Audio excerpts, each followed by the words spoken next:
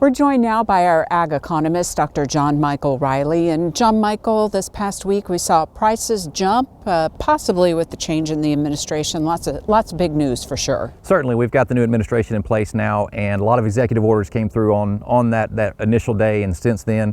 And we saw our crop prices really jump on the following day. Obviously, that inauguration day was a holiday, so the next trading day, prices on the futures market jumped, and that flowed into cash markets. In fact, as the futures market went up, our cash markets here in Oklahoma went up about the same amount. And then it since then has fallen off a little bit, and our cash markets in Oklahoma have followed that same pace. So for the most part, what happens in the futures market has been happening here in Oklahoma. But yes, a big jump on the day after the inauguration. It's hard to really tie that directly to what happened on that Monday, but we did see the dollar weaken, and that certainly brings about some optimism of potential exports for our grain markets, and certainly that was partly in play. The dollar falling is probably the more direct relationship to that, but all of that is certainly intertwined with one another. So over the course of the last week, we've seen a big 27 cent jump in wheat prices.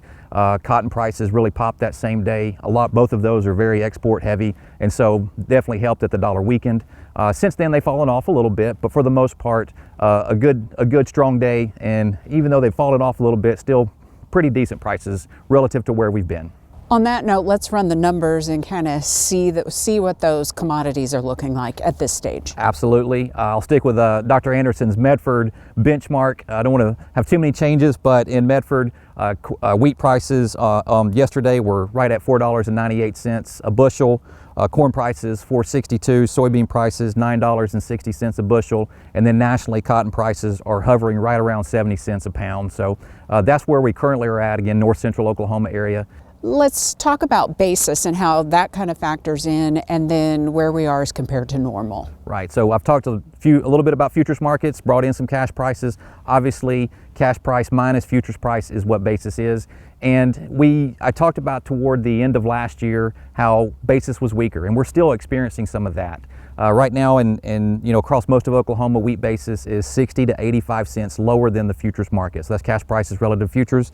For corn, it's 20 to 30 cents lower, and for soybeans, it's 80 cents all the way up to maybe $1 lower in some spots in Oklahoma. That's cash prices relative to futures, and so that is lower than where we typically are at. And having a futures price that's higher than a cash market price is certainly okay, but it's just more you want a reliable basis. You want your cash market relative to the futures market to be very consistent. And right now our cash prices are a little bit lower than where we would expect them to be based on normal. Some of that has to do with the strong crops that we had coming out of last summer, and that really lowered cash prices as a result of that. And I think we're still experiencing some of that result, but for the most part, it's something that we're still keeping an eye on. Even though it's still cold out, we're talking about spring already on the show. We heard from Dr. Adamson, and now is the kind of the time of year when in the crop marketing world, we're thinking ahead towards spring as well. Yes, absolutely. We got the February Outlook Conference, which USDA hosts every year to kind of have a rundown of where we're at nationally with our crops. And so that's coming up in early February. A lot of preparation for that.